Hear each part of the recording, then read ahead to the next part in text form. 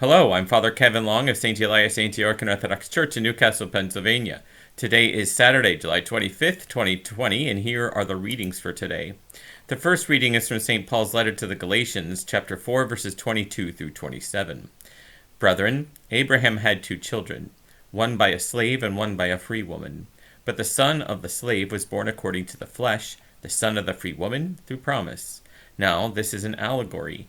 These women are two covenants. One is from Mount Sinai, bearing children for slavery. She is Hagar. Now Hagar is Mount Sinai in Arabia.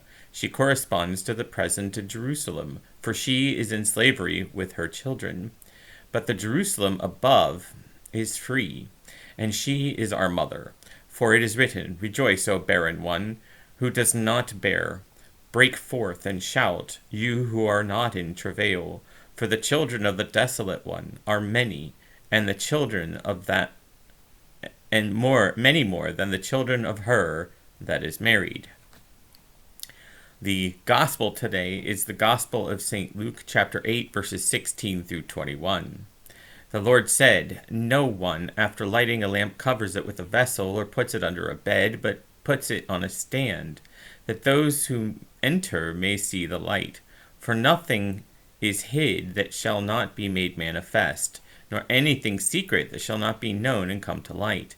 Take heed then how you hear, for to him who has more will be given, and from him who has not, even what he thinks he has will be taken away. Then his mother and his brothers came to him, but they could not reach him for the crowd. And he was told, Your mother and your brothers are standing outside, desiring to see you. But he said to them, My mother and my brothers are those who hear the word of God and do it. So today in the Orthodox Church, we remember two things. Well, we actually remember many things, but two of the things that we remember are the remembrance of the Fifth Ecumenical Council, and we also remember the repose of Mary's mother, Anna, the righteous Anna. With regard to the Fifth Ecumenical Council, one of the things that was attempted there was to clarify some of the things that had been said or maybe had been condemned in the Fourth Ecumenical Council.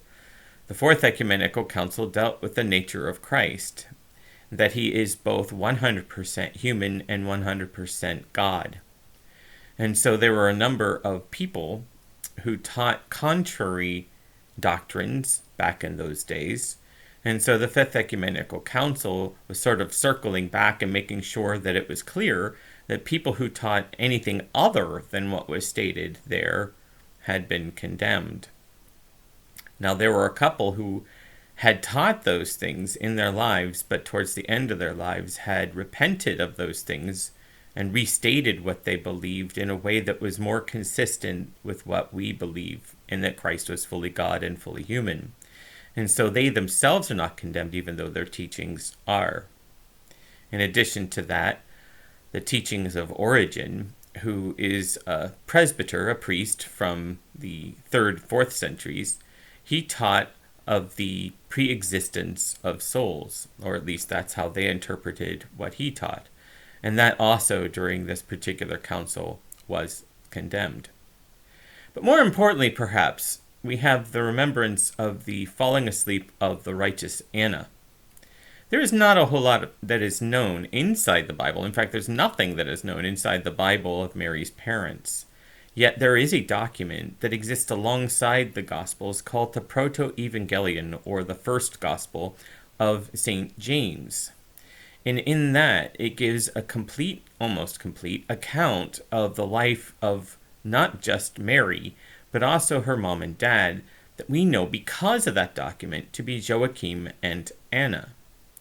And so in every liturgy we say, the righteous ancestors of God, Joachim and Anna. Just about every service we do, we remember them. Their existence was very similar to that of Abraham or even of Hannah, the story of the mother of Samuel, who was one of the greatest prophets of the Old Testament.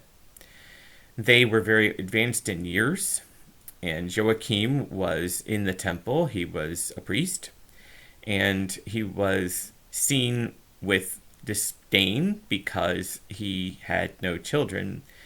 Back in those days, it was taught, wrongfully I would say, that if you did not have children, God was displeased with you and was punishing you.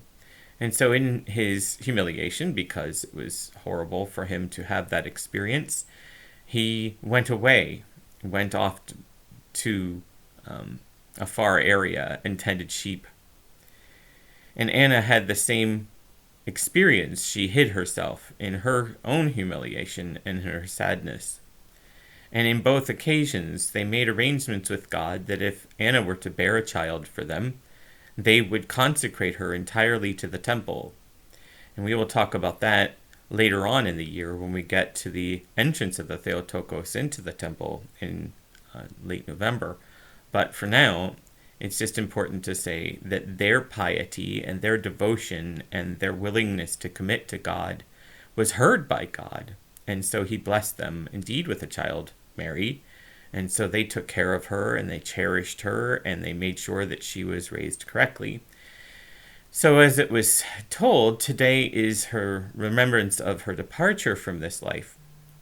And in this particular example, or in this story, what we really don't have is any kind of accounting for this, even in the Proto-Evangelion, but it is understood through church tradition that both she and her husband Joachim passed away before Mary experienced the Annunciation when Gabriel told her that she was going to conceive and bear a child. It is believed that Joachim died first at the year when he was 80 years old, and that Anna died when she was 79. So at the passing of Joachim, Anna moved to Jerusalem to be closer to the temple where her daughter was living. And so then, like I said, she reposed sometime between then and when the Annunciation occurred. So we give thanks to God for their piety, and we remember the things that they were willing to do so that God and his will may be done in this world. May we too seek to follow God in all the things that we do, and may God bless us in our efforts that his name may be glorified in our efforts towards promoting his kingdom on earth. If you're interested in learning more about the life of Mary and of Joachim and Anna, I'm going to include a link to the Proto-Evangelion of St. James in the description of this video. May God bless you and keep you. Have a great day, and God willing, we will see you tomorrow.